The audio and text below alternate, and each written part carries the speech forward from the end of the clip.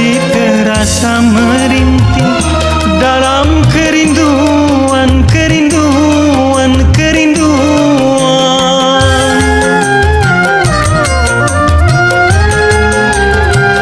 Akan ku kenang selalu saat perpisahan, dan masih aku rasakan kecupan bibirmu dengan derai air matamu.